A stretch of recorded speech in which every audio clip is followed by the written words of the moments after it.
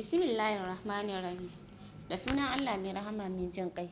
To masu sauraron mu, yau za mu fara karatun littafin da kuɗi da maciji wanda Hassana Hussein Malami ta wallafa da kuka fi sani da Hasinan Masoya. Da sunan Allah mai rahama mai jin kai. Cikin sauri ta karasa dukkan ayyukan da ta saba domin tana gudun kada ta yi laifi yau Shalele zai dawo. Wata budurwar yarinya naga tana saukowa daga upstairs sanye da karamin skirt a jikinta.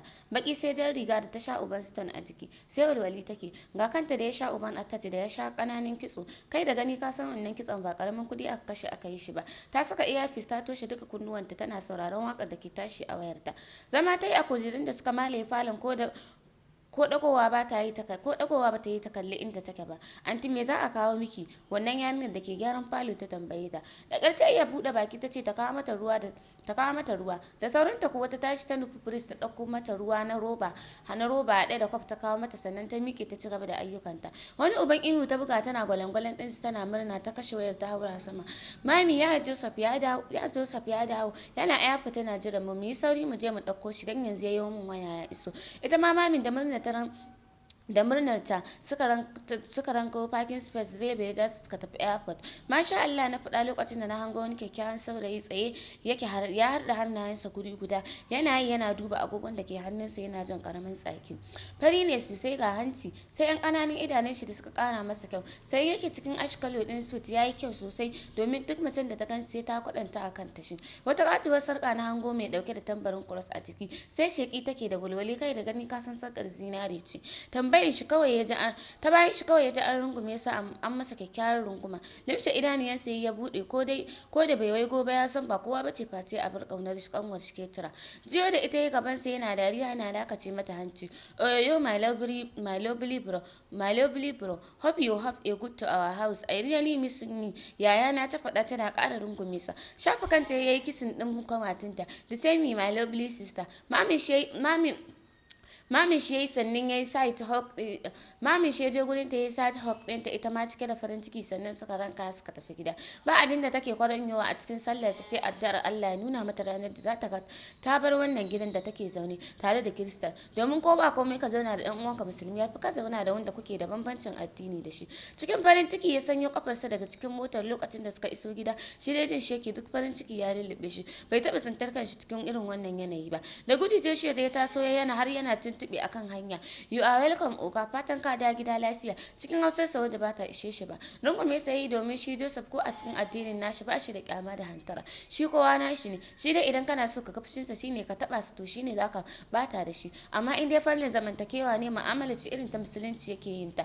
Haka yake gaggaisawa da sauran ma'aikatan gidan sannan suka shiga ciki. Fatima cikin garbatacciyar hausarta cikin hanzari ta sanyo hijabin ta wanda ya rufe mata duk ilahirin cikinta ta fito da sauri cikin ladabi kamar yadda ta saba ta tsukunna ta yi mata sanne da zuwa ita ma ta amsa cikin kulawa. Yano na ya dawo ki sauri ki fito kafin ya gama watsa ruwa ki zo ki saving din shi mami ta faɗa yayin da take kokarin haurawa saman ɗakin ta.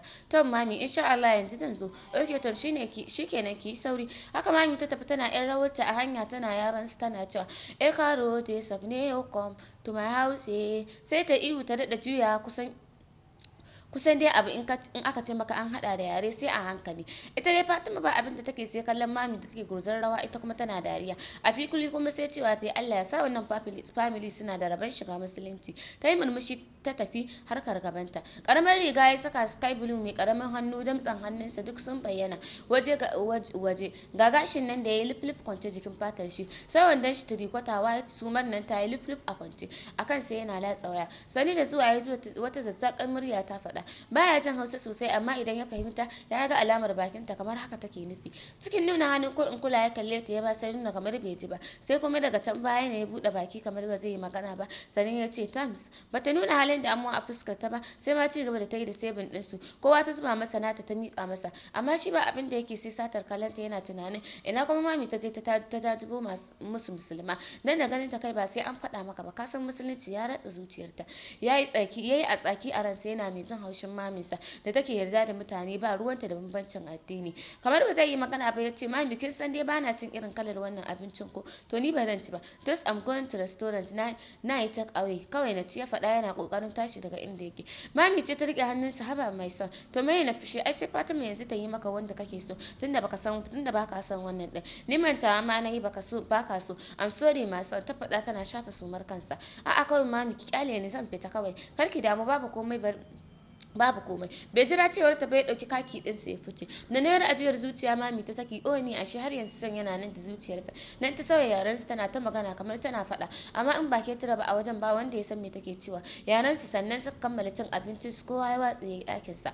Bayan ta tattara duk kwanukan da suka bata ta kai wajen waɗanda ke kula da harkan wanke-wanke, sannan ta je ta fara aikin abincin dare dina. Hakanan ta ji zuciyarta ta ce ki yi musu sakwara da miyar agushi. Haka ko aka yi. Dandanan ta tashi ta shiga kicin ta fere doyar ta wanke ta fara dafa ta. Bayan ta dahu ne ta daka sakwarar ta mulmula ta gwanin ban sha'awa. Dandanan ta gama sakwara da sannan ta dora miya kan kacin miya ta fara daukar kamshi da naman ragon ruwa. Ta yi musu amfani ta yi da naman ragon ruwa ta yi musu amfani. Ta yi sauri ta haɗa miyar ta mai rai da lafiya, ko da ban ga miyar ba amma sai da yawuna ya tsinke naji ina so na ci. Ana cikin kirayen sallar magariba ne ta gama komai ayyukanta ta shirya komai bisa dani, sannan ta shiga ɗakin ta. Tana zuwa ɗaki ta faɗa toilet ta sakaro kanta shawa mai sirkin ruwan zafi. Ta yi wanka sannan ta ɗauro alwala ta fito. Nan ta yi sallar ta, bayan ta idar ta saka kayanta na bacci ta feshe jikinta da turare, sannan ta ɗauko alƙur'ani ta tana tilawar karatun su. Ba abin da suka hana ta dangane da addinin ta, shi yasa ma ta kai tsawon lokaci tare da su. Da gudu ya shigo da motar sa, aka buɗe masa gate ya shigo. Ya je ya shawo gira sai ya yi tatul da shi, sai rangaji yake a hanya nan ya shiga falo ya ba kowa ya fita kawai ya bangaren sa. Duk da baya cikin hayyacinsa amma sai da ya tsaya daidai saitin windon ɗinta da yake jiyo sautin karatun alƙur'ani mai girma. Zuwa ya tsaya daidai jikin windo ya ƙara kunnensa ya saurara. Ya ɗau tsawon lokaci, akalla irin 10 minutes ɗin nan yana sauraron ta. Dan shi a rayuwarsa yana so ya ji musulmai suna karatun alƙur'ani mai girma. Karatun na burge shi, sannan ga wata sassaƙa murya da ya ci da ta ƙara ɗauka hankalinsa. Dan leƙawa ɗakin yadda ba za ta hango shi ba. Ganin ta yi zaune kan sallaya riƙe da alƙur'ani a hannunta, ta yi ƙasa da kanta tana ta zubo ruwan ayoyi. Ya yi murmushi sannan ya saka mata labulanta ya nufi ɗinsa yana tangaɗi kamar zai faɗi ƙasa. Wannan kenan. Dama su gidan ba sa dina da wuri, sai a ranar 9 suke yi. Mami ce ta ɗauki waya ta kira shi ya zo su yi dina, amma ya ce ba zai iya fitowa ba a kai masa ɓangarensa. Fatima take ta faman kwala mata kira. Cikin hanzari ta fito ta tsugunna a gabanta kamar yadda ta saba. Gani momi, yi sauri ki haɗa dina ki kai Joseph yana ɓangarensa, ba zai sami damar fitowa ba. Ji ta yi gabanta ya faɗi, da ba don mami bace ta sata da ba za ta je, don ita tsoron shi take ji tun da ta gaishe shi ya yi mata banza. Take jin tsoronsa, ga shi katu da shi a gabanta. Haka nan ta tashi ta shiga kicin ta haɗa masa komai bisa tire, sannan ta ɗauka ta nufi ɓangaren sa. Kwance yake yadda ya shigo haka ya kwanta, ko takalmin kafarsa bai samu ya cire ba. Wani uban wari ne ya ziyarci hancin ta haɗe da kamshi, amma saboda irin warin na giya ne shi ya ɓoye kamshin da falon yake yi. Kwance yake cikin amai sai wayarsa da ke gefe tun ɗazu yake ta so ya tashi amma ya kasa, don ko da mami ta kira sa da ƙyar ya iya ɗaga wayar. Hanci ta toshe sannan ta ƙarasa ta ajiye kan santa tebur nan falon. Har ta jiya za ta tafi ta ji an riko hannunta, da ƙyar yake iya buɗe baki yana cewa help me please. Da kamar ba za ta tsaya ba, to ya ma zama mata dole ko dan irin roƙon da ya yi mata. A hankali ta zara hannunta ta ƙarasa kusa da shi ta tsugunna ta cire masa takalmin kafarsa, yadda ya miƙa mata hannu alamun ta tasar da shi zaune. Haka ko aka yi ta taimaka masa ya tashi zaune, jikinsa duk amai da har za ta tafi sai kuma wata zuciyar ta ce haba Fatima ki taimaka masa mana. Shi ne ta yi amfani da zuciyarta ta yi hanyar wasu ɗakuna da ta gani guda uku a jere.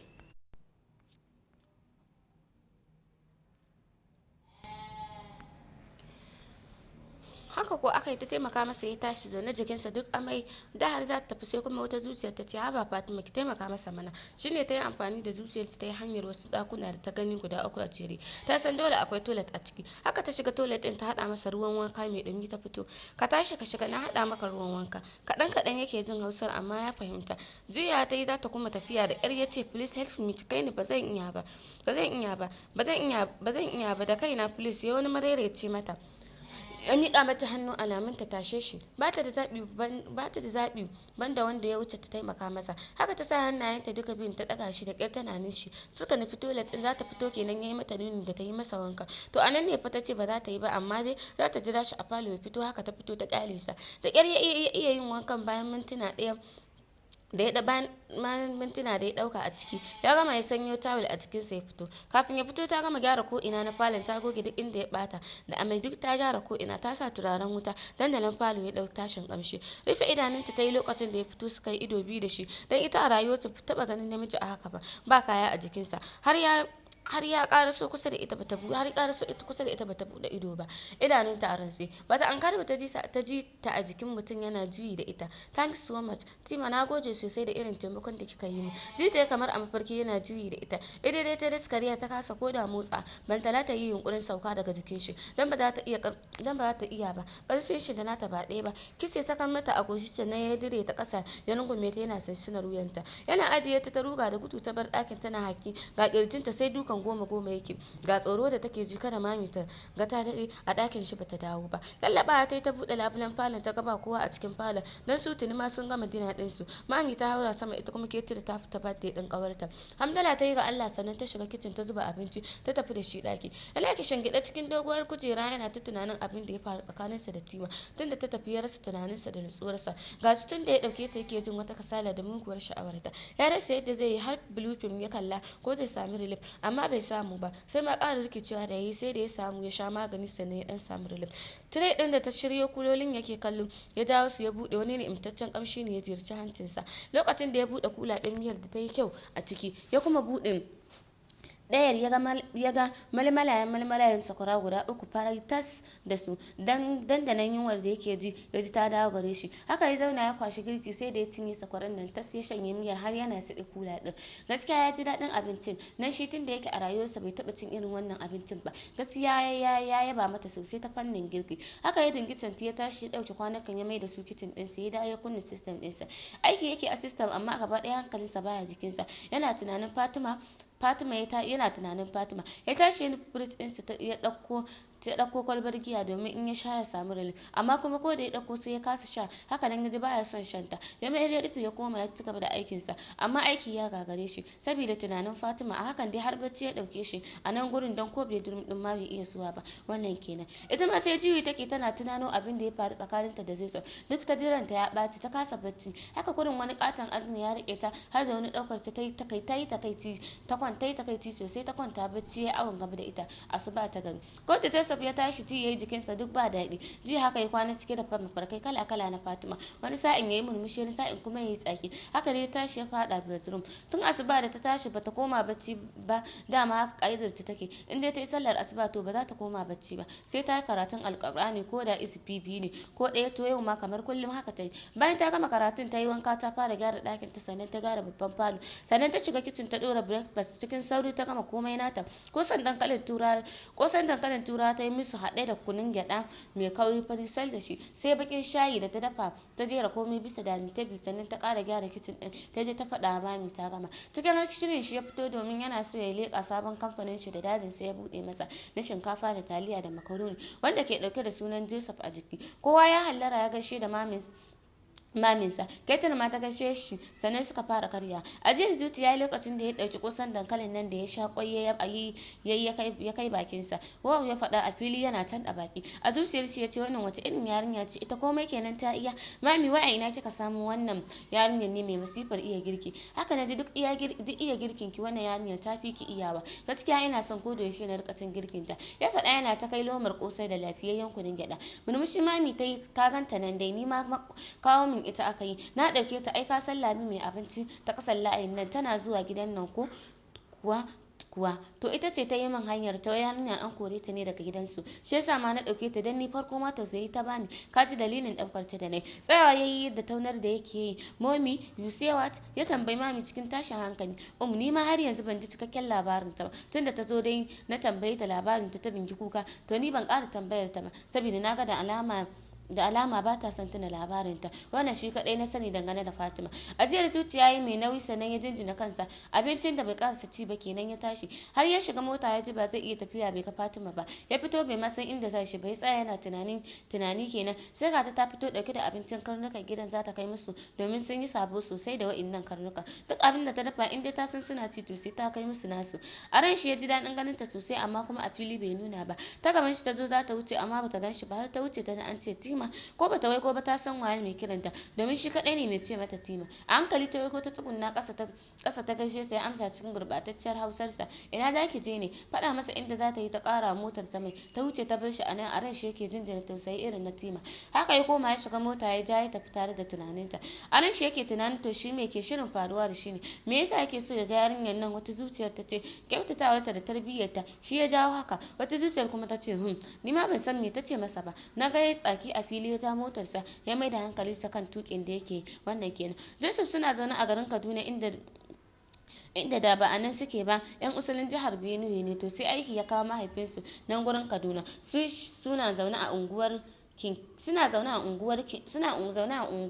Kinkinau da mahaifiyarsu Sara sai kanwarsu Ketura su hudu ne a gidan. Su usulin su ba musulmai bane Kirista ne amma idan ka ga yadda suke mu'amalar shi in ba faɗa maka aka ba zaka ce ba musulmai bane su. Suna da son musulmai har ma yan uwansu idan suka kawo musu ziyara sukan dinga yin mamaki na ganin yadda suka yadda da musulmai. Idan suka zo su ta faɗa suna gaya musu maganganu amma sai dai su yi dariya su ce ai dan ba su haɗe da gurin addini ba su ki mu'amala da su don ba su haɗa addini ba za su ki mu'amala da su ba. Haka Joseph a makaranta ba shi da wasu abokai wanda ya wuce musulmai komai nashi na musulmai yake haka mahaifiyarsa Sara shi yasa ta shiga ran mutanen unguwa. Ketura ce kawai mai dan nuna kyama ga addinin musulunci amma ita ma Joseph yana taka mata birki. Mahaifinsu kuwa haka zai tara mabukata ya taimaka musu shi yasa ma kowa na unguwar yake ganin mutuncinsu ba a cin zarafinsu ba kamar wasu ungoyin ba da zaka ga Kiristan sun zauna amma ai ta hantarar su. Mahaifinsu dai ma'aikacin gwamnati ne amma daga baya ya ritaya shine ya bude kamfanin shinkafa da taliya makaroni. Yana da yawan taimakon na kasa da shi walau addinin ku daya walau aka san haka. Gashi yana bala'in san Joseph duk abin da Joseph yake so yana son abin da Joseph domin sunan mahaifinsa yace. Haka suke rayuwa ganin shi a matsalar ɗaya dai kawai rashin addinin musulunci. Yanzu ma baya garin ne ya je America kan wani harkar kasuwancin shi. Joseph ya gama karatun shi a America US yanzu sai dai neman aiki da kuma kamfanin da dadinsa ya bude masa. Wannan shine takaitaccen labarin Joseph. To masu sauraro anan muka kawo ƙarshen littafi a ƙarshen kashi na 1 sai a saurare mu a kashi na 2.